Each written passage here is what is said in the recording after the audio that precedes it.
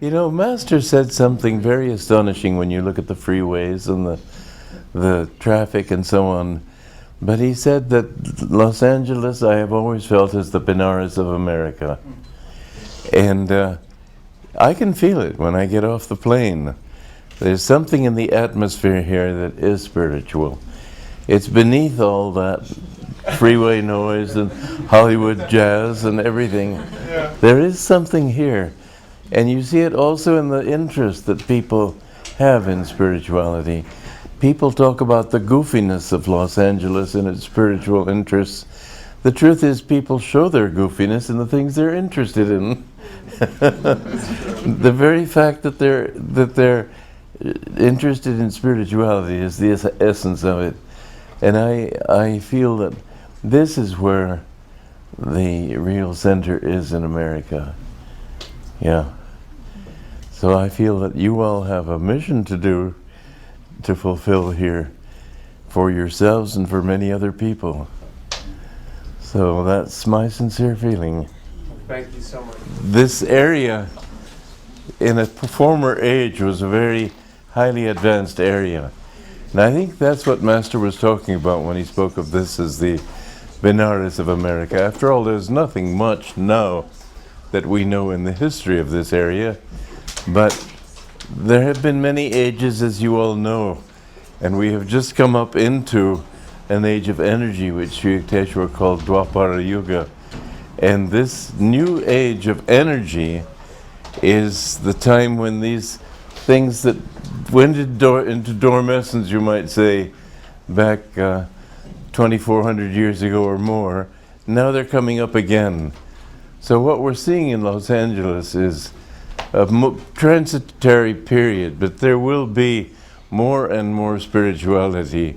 And I would like to see you all dedicate yourselves to help bringing that about. I think this music is a very good way of helping too. Where's Turiya? I'm here, sir. Did you sing? Yes, I did. I was looking for you and didn't see you. I was close by. Okay. Very good. That was lovely. Yes. Does the offer still stand to ask a question? What was that Does the again? offer still stand for questions? Yes, of course. Yesterday, I went to a conference in Los Angeles called SOS Climate Change. I don't know if anybody here was there. And the biggest thing that they were talking about was being a vegan. Being a vegan. Vegan. That would be the most propitious thing that we could do to help global warming. And they talked about us spreading that word. And I just would like you to maybe talk. I would say that, you know, when Master was new in this country, his first Kriya Yoga disciple was Dr. Lewis. Master was a vegetarian and recommended vegetarian diet. Dr. Lewis, after a certain time as a vegetarian, began developing all sorts of aches and pains in his body. And he went to different doctors, and none of them could tell him what it was. So he asked Master, what is the reason for this? And Master said it's because your body cells are used to eating meat. So once a week, eat a little lamb or chicken, and it'll go away. And it did go away. So the thing is that radical and extreme changes can be unbalancing. A vegan diet is very rigid. I'm not sure it's sensible because it says no milk, whereas one of the methods used in Ayurveda for living a long time is every 6 months or so, every few years or so, you go for 6 months into darkness and all you have is ghee and milk. And they speak of the purity of ghee, which is clarified butter. So I think the vegan diet may be not only extreme for modern mind, modern bodies, but also perhaps a little fanatical. That's my suspicion. Yeah. But climate change is a serious situation, and I would not like to see Los Angeles go underwater because of poles of You know, we're coming into very hard times here.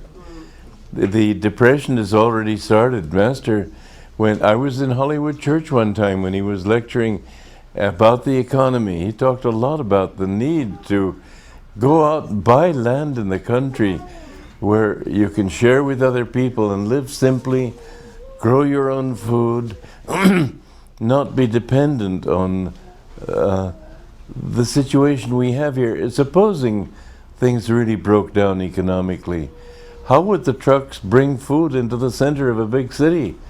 They'd be hijacked on the way.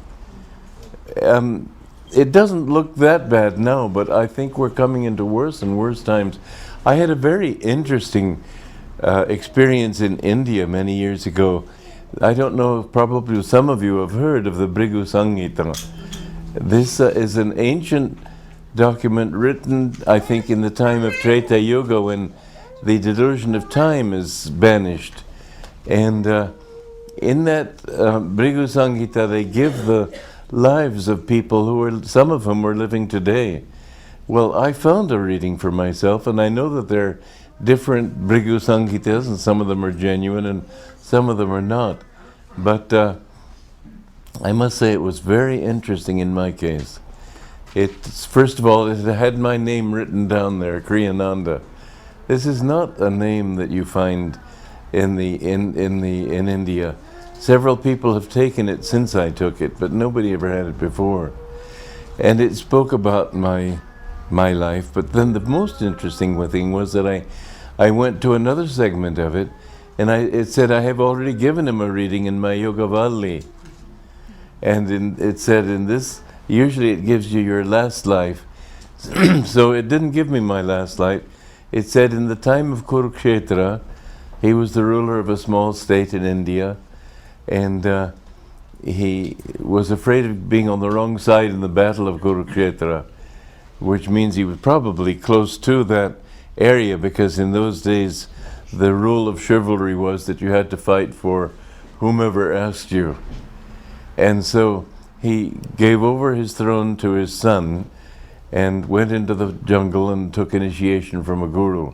Well, all this is very interesting, and you can sort of nod your head and say, maybe, maybe not. But then it said in this life, he's born in Romania and lived in America. His father named him James.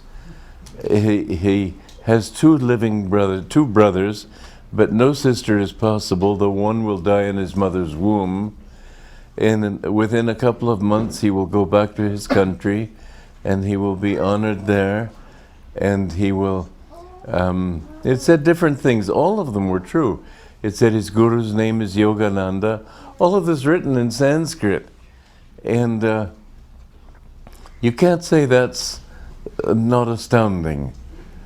But what I wanted to say is that it also said, in the future in his country, when there will be weeping in every home. And that phrase has always stuck in my mind, because I do see serious depression coming. The economy today is much worse than everybody wants to think it is.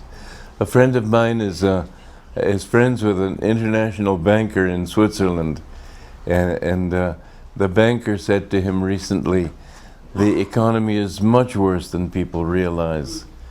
In Holland recently, Padma mentioned that her brother, who lives there, in one of the major newspapers of Holland, it said that there will be, within days or weeks, 6,000 banks in America would fail, and because they don't have insurance to cover their debts.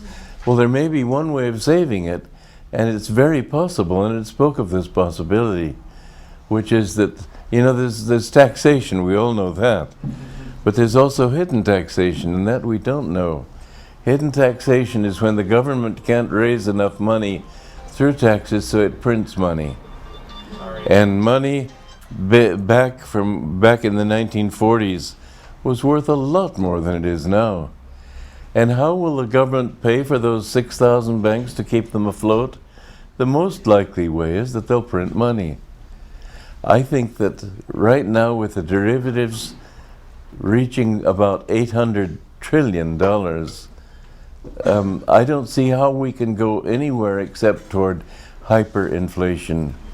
This has happened before. It's not as if it was something unhistoric, but when it's happened, it's been disastrous. In Germany, in the morning of one day, sausage cost 1 wheelbarrow of money. In the afternoon of that day, it cost 2 wheelbarrows of that money. One person carried his weekly paycheck with him in a wheelbarrow, and he decided he wanted to go into a shop and get something. So he figured nobody's going to take this money, just left it there in the street. He came back, he found the money strewn all over the street, and the wheelbarrow had been stolen.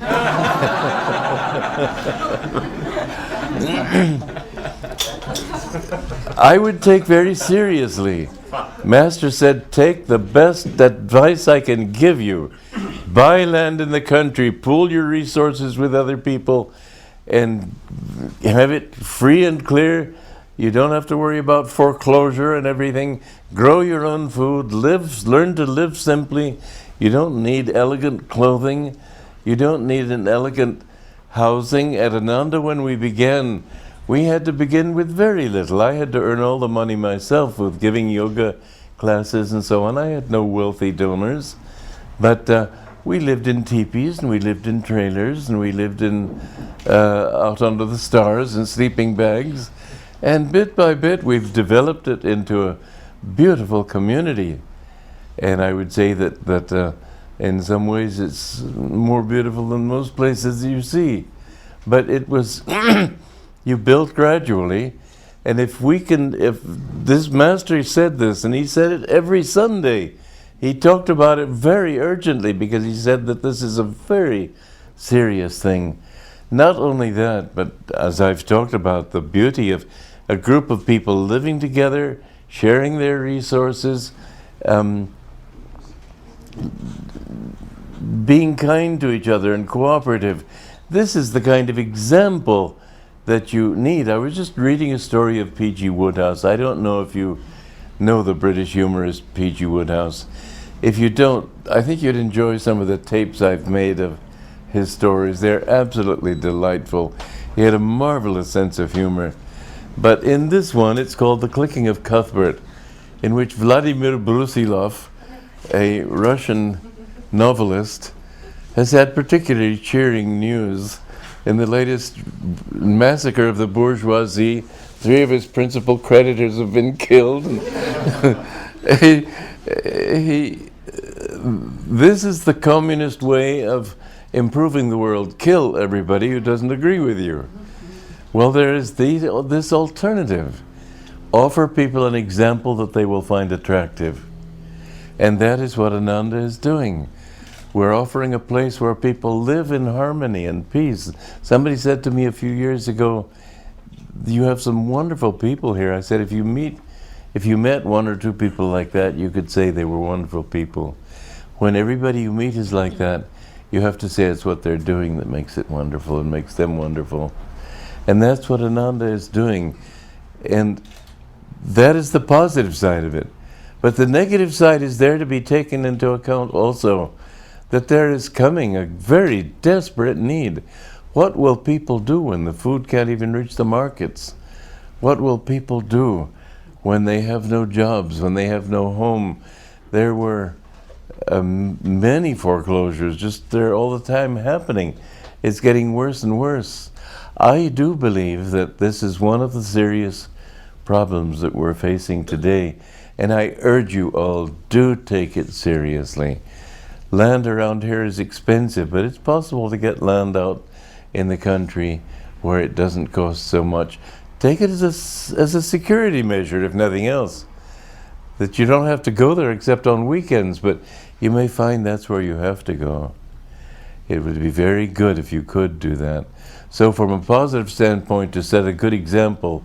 From a negative standpoint, to spare yourselves the pain of starvation.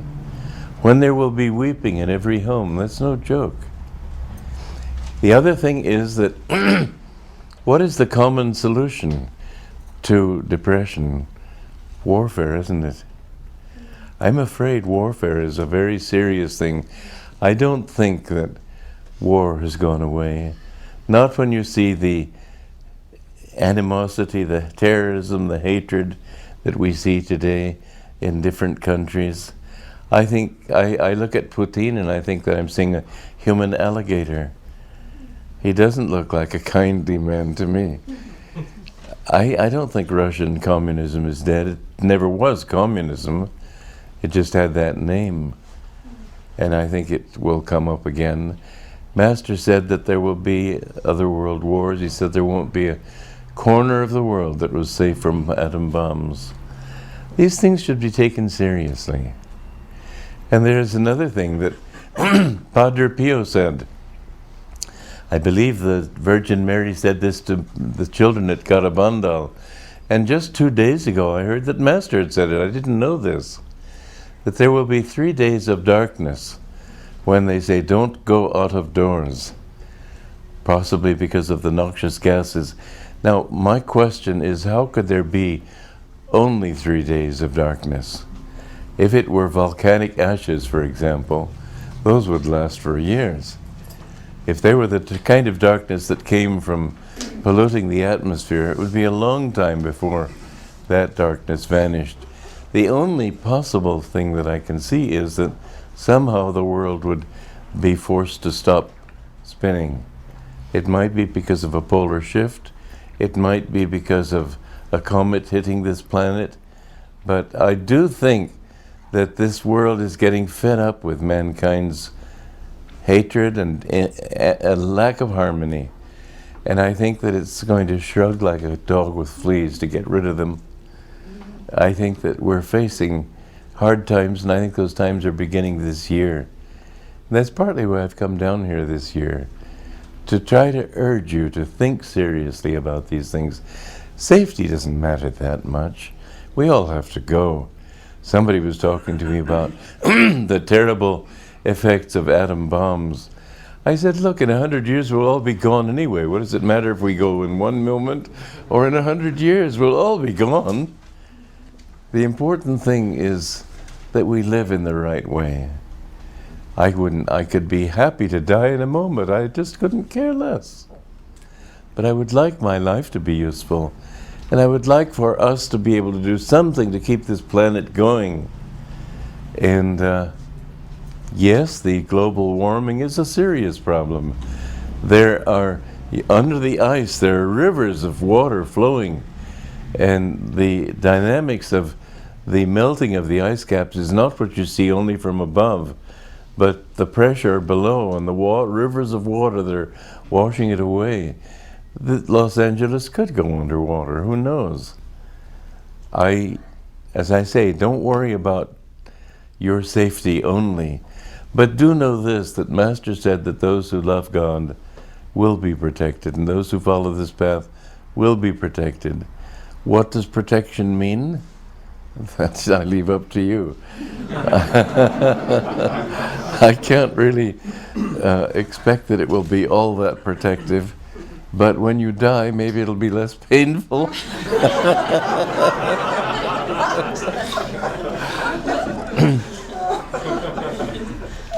There's water here if you want it, Swami. Yeah.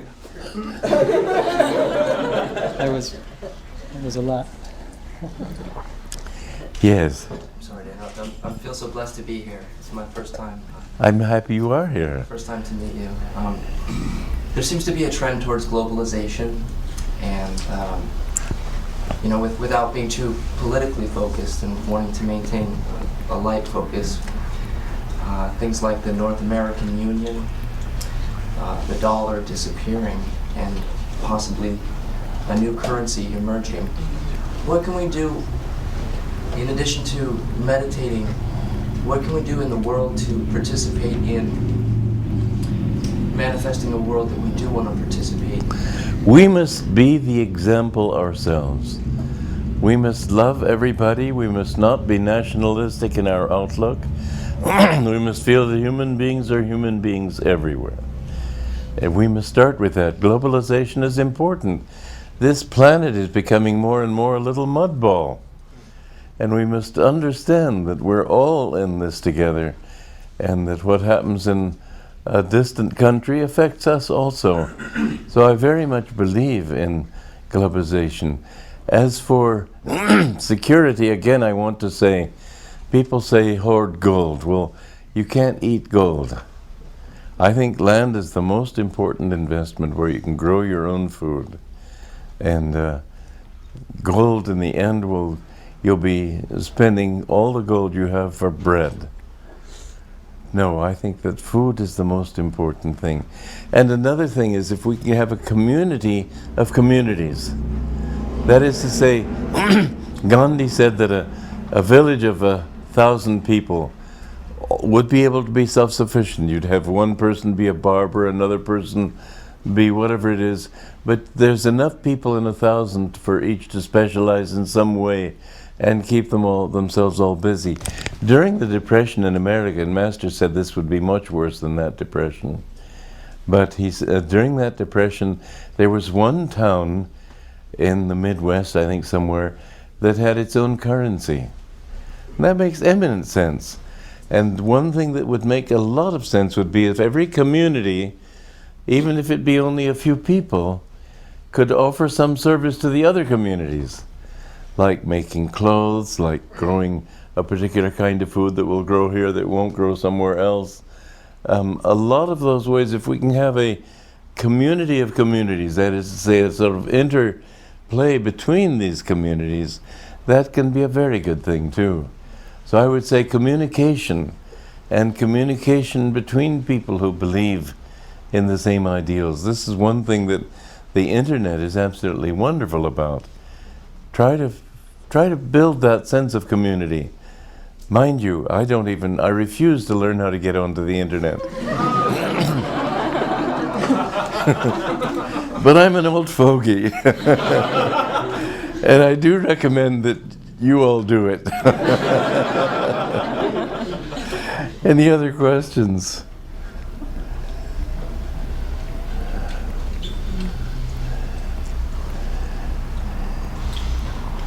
What's your favorite temple in Los Angeles? Of SRF? Or place My to favorite hang out? temple. I would say where Master was would be my favorite temple. Lake Shrine is wonderful. I don't think there can be a more beautiful place in the world than that place. And Hollywood Church, I used to lecture there, and Master lectured there. That's where I met him. That would be a favorite temple of mine. I haven't been to many. You know, I had this great advantage that I didn't know anything until I met Yogananda. Most people have done a lot of spiritual reading, and you might say walked the counter. I had done none. I wasn't sure there was a God, and I tried to find truth in every way that I could possibly find it. I was really desperately looking for truth, but I thought God is. I mean, I'd heard all these preachers speak, and it just didn't interest me. And so I went into science and politics and art and literature and music and everything I could think of, until finally I realized that it's like that story of Krishna, when Krishna was a little boy and he kept getting in his mother's way, so she took a string to tie him, and the string was just this much too short. So she went and got some more string and tied it to that string, and still it was just this much too short. And so I found that she never could tie him until finally she said, "Please, Lord, let me tie you up so I can do my housework." And then she said, he let her tie him. But the thing is that everything I tried was just this much short. And I realized that you can't get truth without God. You can't find it. It's always going to be that much short. And so I began thinking about God. But again, I didn't go to anybody, because I've always had this need for somebody either to figure it out for myself or somebody whom I could believe in. But the fact that he calls himself an authority didn't work for me. I had to feel that he knew what he was talking about, and I had never met anyone who knew what he was talking about, in my opinion. I was a rebel, I have to admit it. I went to philosophy class with a poetry book. And I just, I didn't feel any of these people knew what they wanted. I'm a bit of a hard nut that way. When I was 5 years old, we lived in Romania, and my mother started by trying to teach me. And I said to her, "And how do you know you're not a teacher, you're just a mother?" And so my poor mother certainly was qualified to teach me, but they had to hire somebody to come over from England to teach me. And I was this way until I read Autobiography of a Yogi.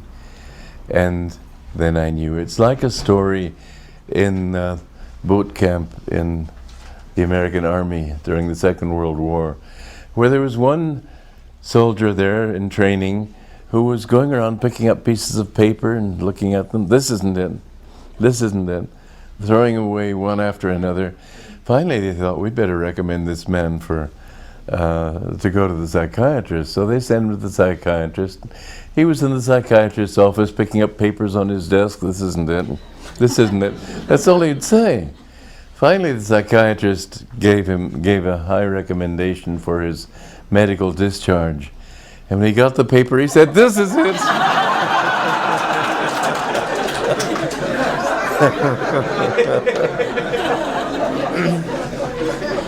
Well, that's what I felt when I read Autobiography of a Yogi. I said, "This is it." It may seem strange. I mean, I was a very skeptical young man. And here on page 8, I think it is, Lahiri Mahashai's materializing in a wheat field. There were a lot of miracles in that book that were quite beyond my understanding.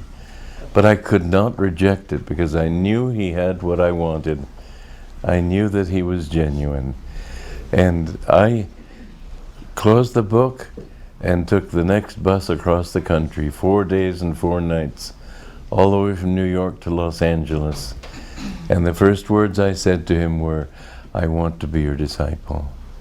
And I have never in these 60 years since then regretted that decision. It was what I wanted. So you ask what temples I have been to. I didn't walk the counter. I don't really know what's around. I do know that there's this. I'm not entirely pleased with the organization, but I do know that his vibrations are there. And if you ask me what my favorite places are, they are those. Okay. Any other questions? Swamiji, I wanted to ask you about people suffering from mental illness and what Kriyananda spoke about with regard to that affliction. I think a lot of it, mind you, I've developed a new kind of psychology that I call directional psychology. Because most psychology leaves you with it's like a boat without a rudder. It ties you to your past, but it doesn't give you a future. And directional psychology gives you somewhere to go. It's more goal-oriented. But I have a suspicion that madness is to a large extent escapism. People can't face reality, and so they withdraw into another world. And to help people to become realistic, it's very interesting, but on the spiritual path, it often happens that there's a time, I believe in reincarnation. This doesn't happen immediately, but when people first come onto the path and they see a reality that is so different from what they've grown up with, and they can't completely accept it, and they can't reject it, and that's the solution some people come to. That's why they say in psychiatric wards, don't give them spiritual literature. It's a bad advice. But they have found that people who are mad often get into or have spiritual confusion. The answer is truth, not absence of anything. But that's as much as I can answer just to that vague question. Yeah. Any other? Yeah. In our daily life, how can we deepen our devotion to God? Ramakrishna answered that question beautifully. He said that think of your children as baby Krishna. In the Indian scriptures, they say that you should think of your husband as God. and the husband should think of his wife as the Divine Mother. There should be a sense of reverence there, so that this person, whether child or mate, is really a symbol of a greater reality. It's much easier when you look at people as symbols of that greater reality, because old Joe here, you don't think of him as a symbol. But if you can look, as Emerson said in his essay on the Oversoul, Jove smiles at Jove from behind these two when people are talking. And there is something in our relationships with everybody which is not just ego to ego, but something divine talking to something divine in the other. And the more you address that in people, the more you find that there is a chance of deepening it. I know I had this very happy experience myself. I never knew my parents to have an argument. It wasn't that one was domineering over the other, they just were very harmonious. But it drove me wild because I thought it's such a compromise of what I really believe in. And I grew up in Scarsdale, which is supposed to be a wealthy suburb. And the future that was held out for me was a good job, a nice wife, a good home. I thought there's no greater death than I can imagine than that. It's such a compromise with the ideals. I wanted something that would thrill me to my core. And everything was nice. The greatest adjective people would use is nice. That drove me wild. Can't you say it's beautiful? This, I felt, was what is lacking in family life, but I have seen it in some families, in India particularly, where this ideal is upheld, where there is a certain distance. You know, familiarity breeds contempt, but if there's a certain distance in your relations with those who are closest to you, then you can also touch on the deeper side. These are ideals. Personally, I'm a monk and I rather like the idea, but I know that's not realistic, and so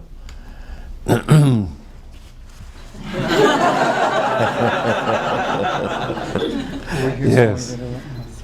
Sir, God bless you. I love you. Good to see you again. Nice to see you. I wanted to thank you one more time for the book, Revelations in Christ, because it truly was a lifesaver for me. And I was wondering, do you have any new books in the works, anything we can look forward to from the literary side of it? Have any of you not read Revelations of Christ? Well, it means most of you have. That's very encouraging. But it is a very good book. It's dedicated to those who want to believe, but whose faith has been shaken. And I was one of those. So I've written it to myself also. A recent book that has come out has been letters of mine. And it's called In Divine Friendship. And it's actually, I enjoy that book. I'm in the very fortunate position of being an author who loves his own books.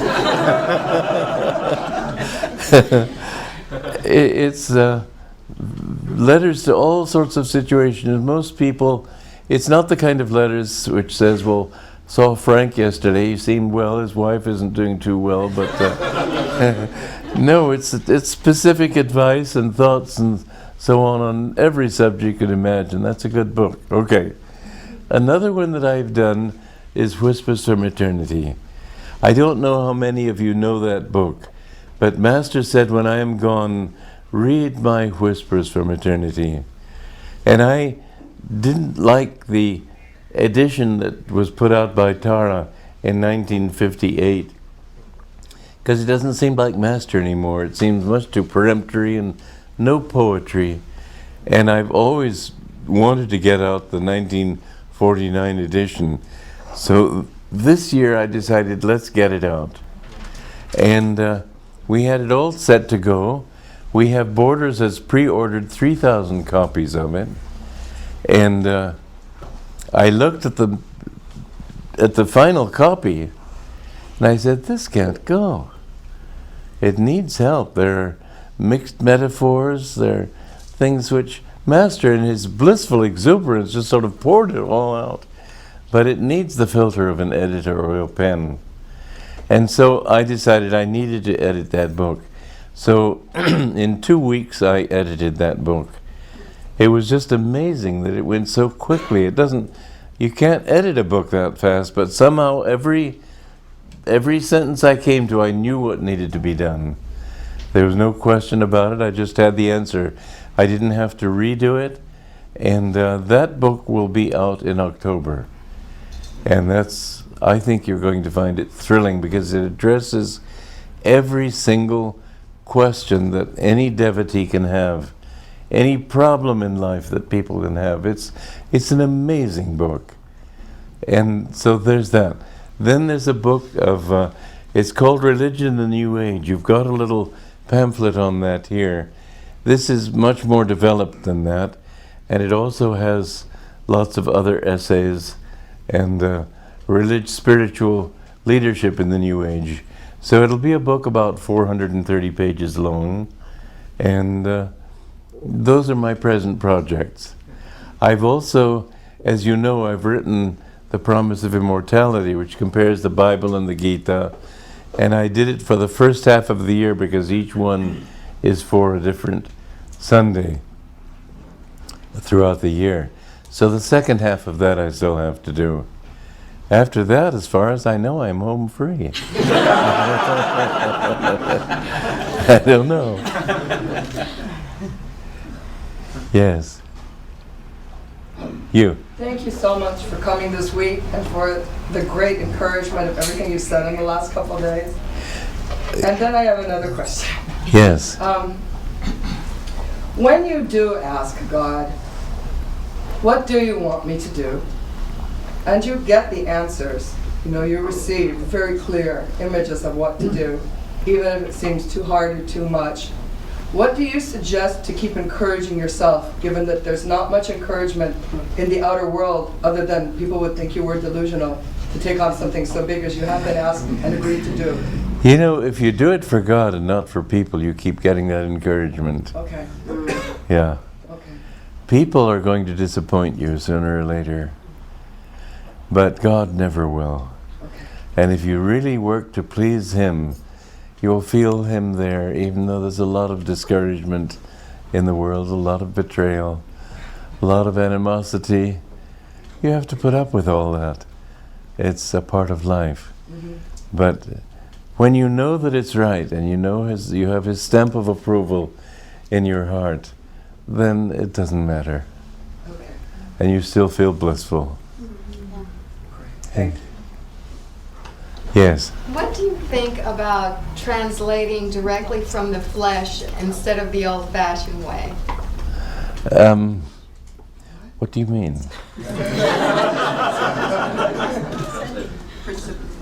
Ascending directly from the flesh Well, instead of... this is the way yogis do. Yeah. In St. Paul, he said, I protest by a rejoicing which I have in Christ, I die daily. And when you can learn through yoga to still your heart and your breath, then you do die physically, but you translate all the time. Ecstasy is translating right away. And if you live in that way, this is a very important thing. In one of the essays in my new book, which I'm working on, in fact I've finished, is the final exam.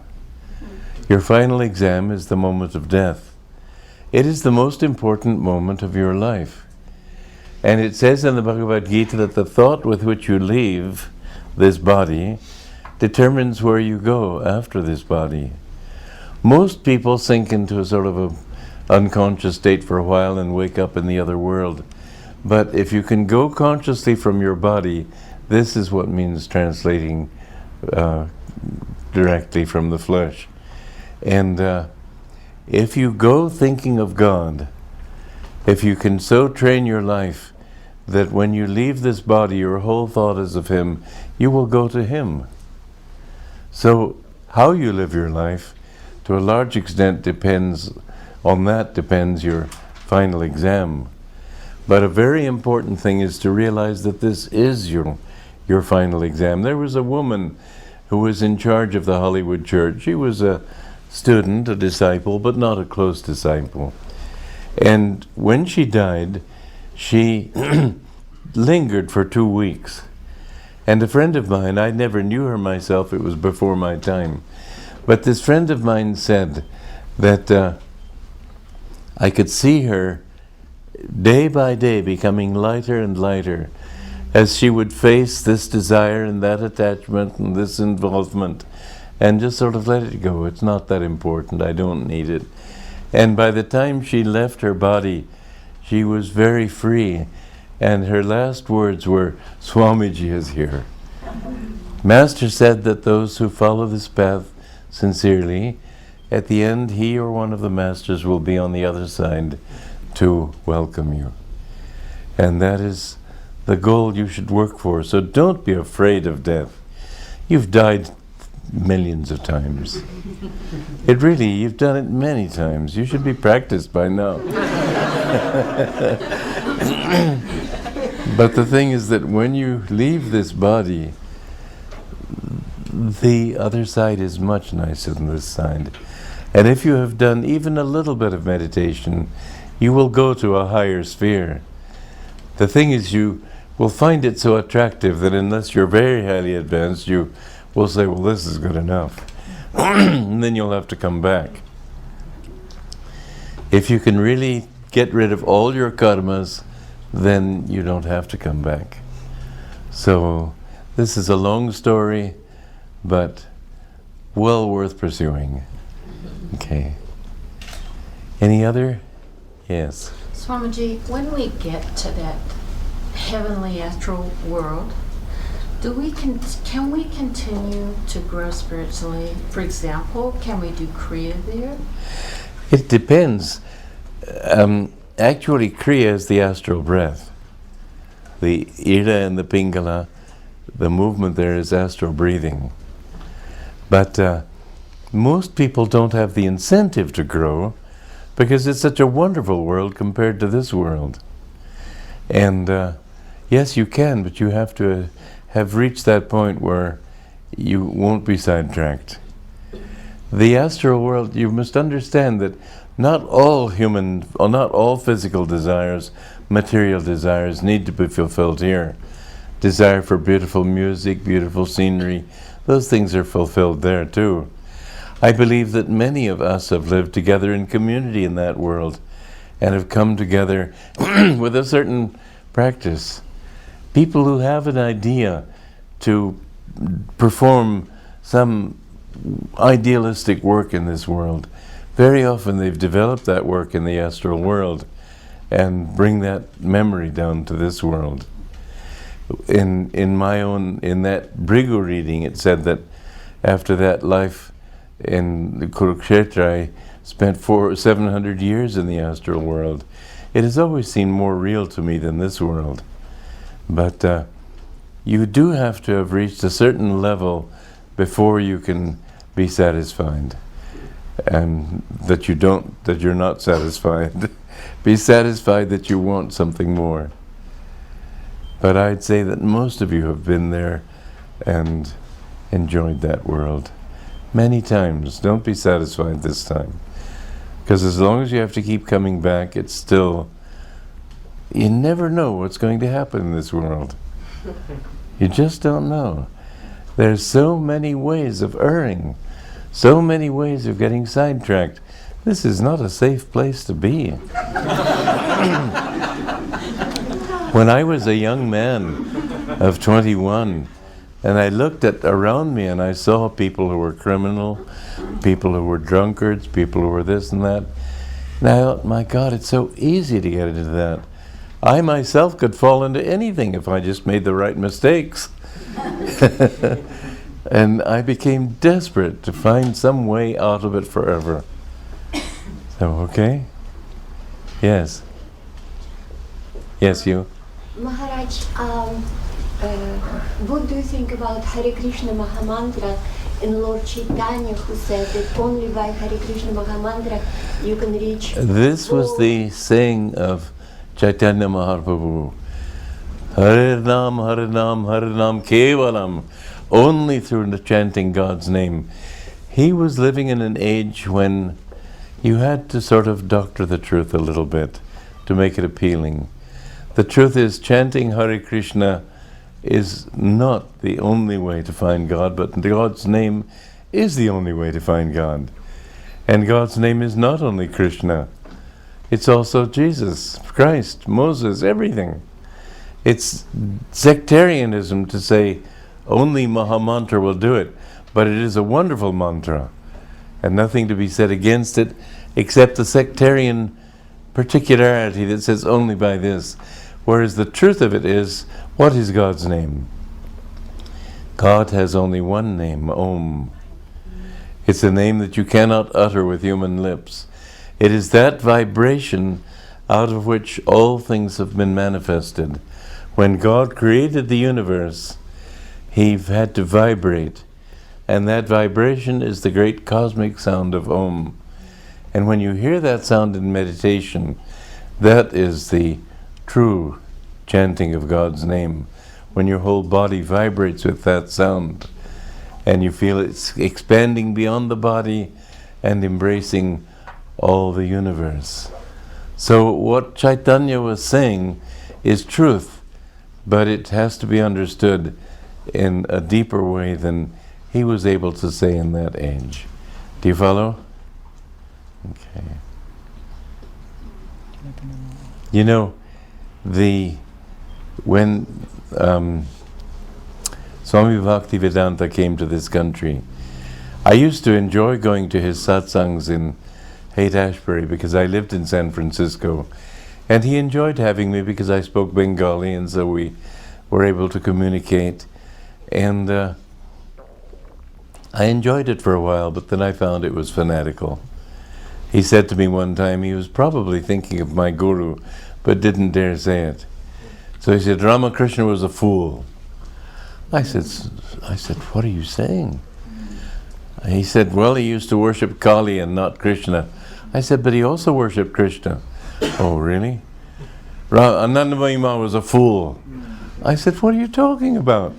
He said she worshipped the Divine Mother, not Krishna. I've said I've been with her when she chanted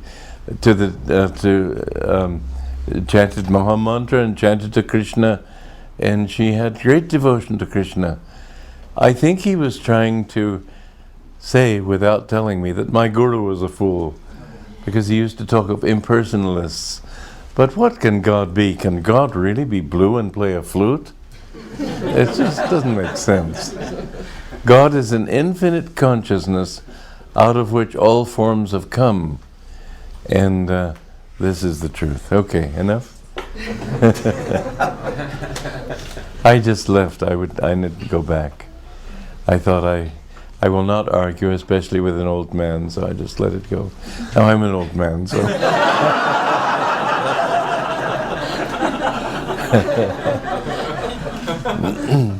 Any other questions? Straight ahead. Huh? Can you share your experience of defeating the illusion of ego with us? What do you say? Can you share your experience of defeating the illusion of ego? That is, of course, the big thing.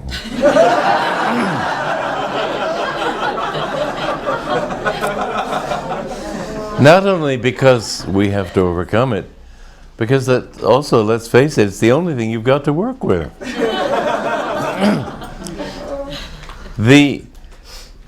My experience, you've asked me my experience, I reached the point where I was absolutely fed up with my ego. And yet there I was, stuck with it.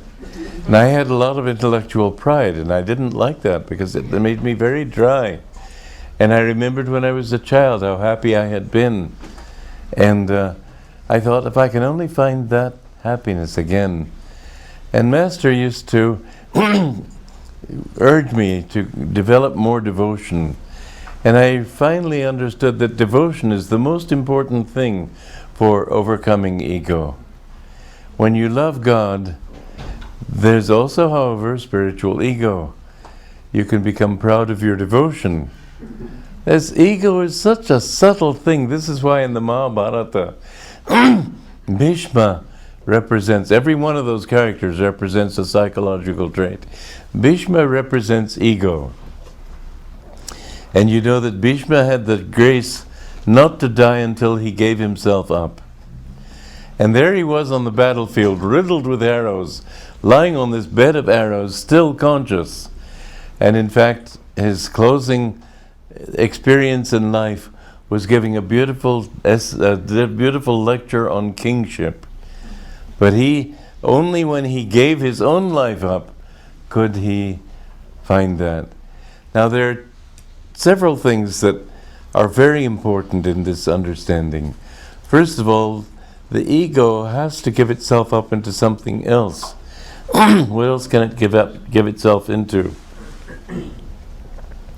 In the Bible, it says, "As many as received him, to them gave he power to become the sons of God."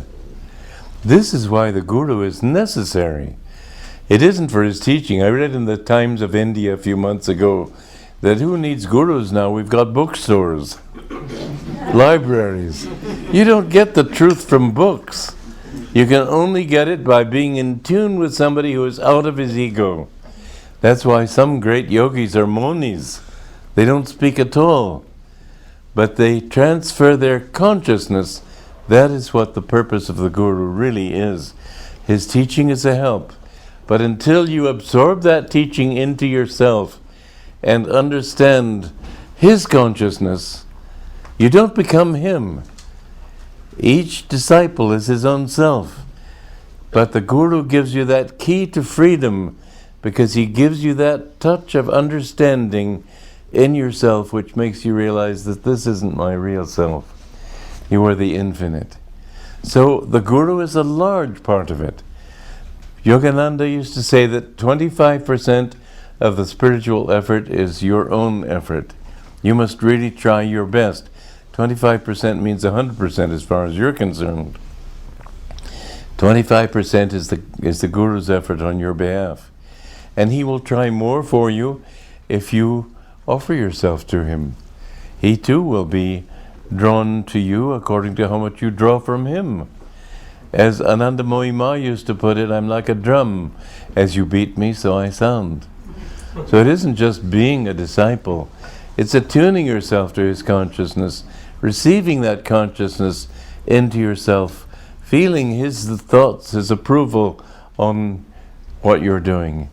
And then the 50% is the grace of God. And without grace, grace is like the sunlight on a building.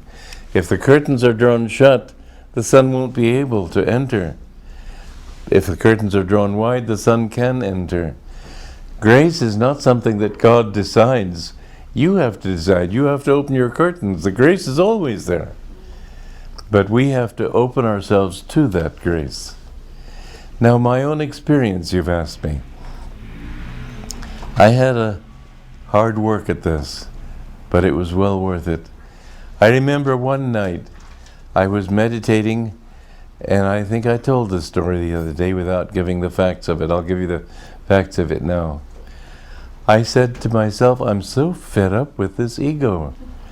It wasn't pride. It was just the thought that I'm me and you're you. Why have this separate thought? And I absolutely, with great firmness, said to God and to Guru in my meditation, I don't want it anymore, I give it to you. With all my willpower, I gave it away. And it did something. I've been changed ever since that moment. I came out of that meditation and I saw Master standing on above the tennis courts looking out across Los Angeles. And I touched his feet and he blessed me and he said, very good.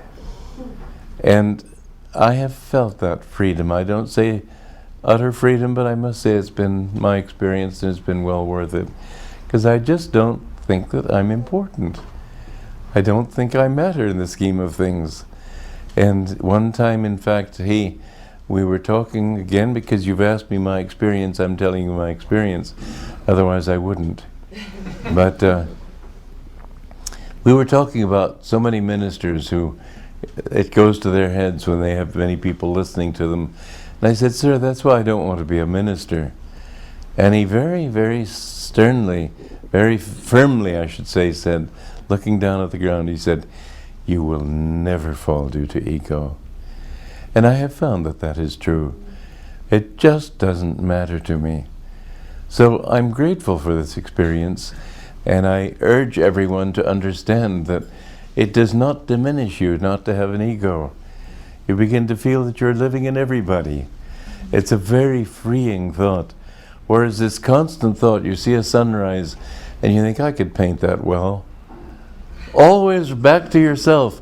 Or, gee, that looks like scrambled eggs. I wonder if I could have scrambled eggs for breakfast. Everything people do, it's always going back to themselves, like that advertisement in the Waves, the women's Navy Air Force during the Second World War. Join the Navy and let the world see you. This is the fault of human beings. Everything gets referred back to themselves. And I'm very glad that I have had this experience. You've asked me, and that has been what it is. Any other? I used to say jokingly, I'm the humblest man in Los Angeles. I want everyone to know it. The truth is, I don't want people to know it. It's a very sweet secret. Any other questions? Yes. Swami, you said that this area can be the spiritual center for America. What can Los Angeles Ananda do to bring that light shining brighter here? I would say to keep on doing what they're doing. I'm very well impressed with what's happening here. I'm very well impressed with all of you, and in Torrance also, the work that is being done down here. I think this is creating a wave of light, and you have much more than you know of my blessings and support. I'm really for it. Yes. Knowing that there are difficult times coming ahead. You have to help me. There's difficult times coming ahead. Yes. Knowing that there are difficult times coming ahead, it's good always to put our vision on something very positive. Of what? It's important to put a vision on something very positive. Yes. Can you give us the positive vision of how we may proceed in a really light-filled way? Well, Master used to say, if you've got darkness in a room, you can't beat the darkness out with a stick, but you can turn the light on. The way to answer all the problems in this world is to become a beacon light for the divine love in yourself. What makes this an important responsibility and not just a beautiful platitude is that we must try consciously to radiate that inner joy outwardly by really feeling, when we meet people, complete strangers, feel that God is in them. Now, how do you feel that God in them?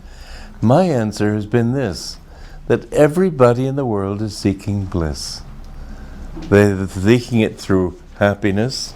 They're seeking it through, they're defining happiness in terms of money or fame or pleasure or whatever it might be. But everybody, deludedly usually, but nonetheless everybody really has one underlying motive in life, and that's to find happiness. That happiness is the human definition of bliss, which is the definition of God, Satchidananda, ever existing, ever conscious, ever new bliss. So when you realize that everybody really wants that one thing which we all want, then it gives you a sense of compassion when they don't understand. You want to help them, not by preaching to them, but by sharing. I have written, as you know, all these books and music and everything, but I've come to feel that the most important thing I can do is share whatever bliss I feel with other people. That, I think, is the most important work we can do. Not busily rushing around converting. Just emanate that bliss and try to, when you look into people's eyes, try to share that bliss with people. Then, of course, practical things, communities, and centers like this, that's all important. But the attitude of each individual is the most important, okay?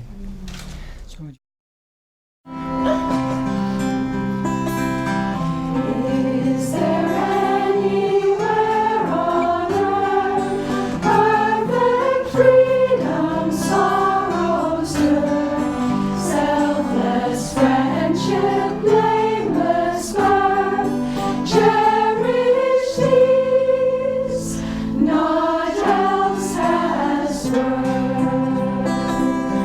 Is there anywhere on earth perfect freedom, sorrows good, selfless friendship, blameless birth, cherish these, naught else has worth?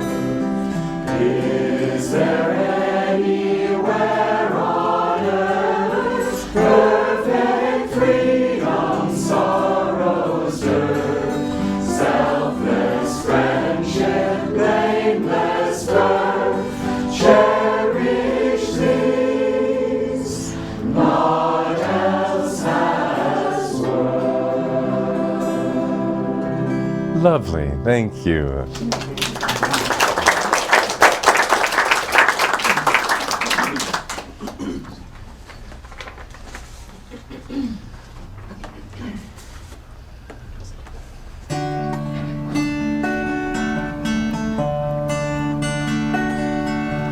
Life is a dream, time like a stream, carries our burdens away.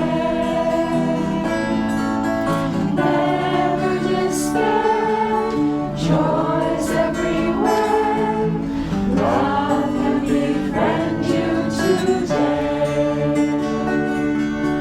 Free from all care, like birds on the air, soar above griefs and worries, seek joy and be gay.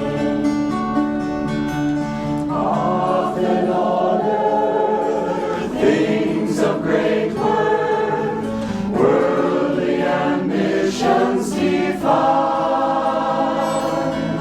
Sometimes a friend helps us ascend up from life's cares to the sky. Love is a star, though shining afar. It can guide us and help us toward light to draw nigh.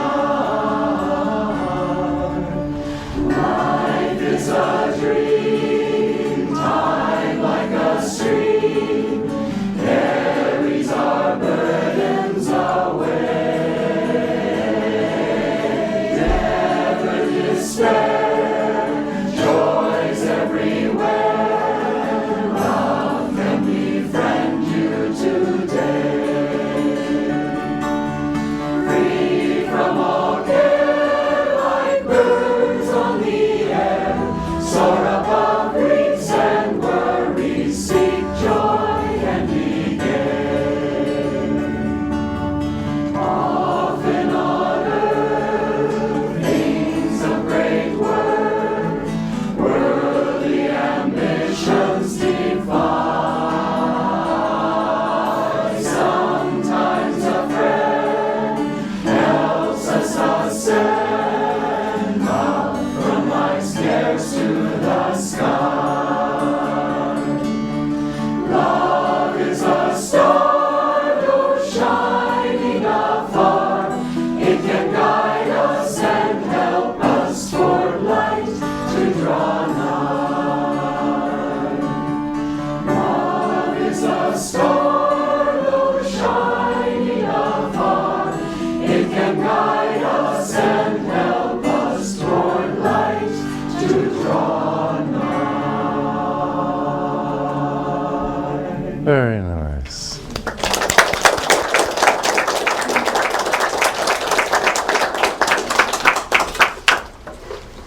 Thank you, thank you, thank you.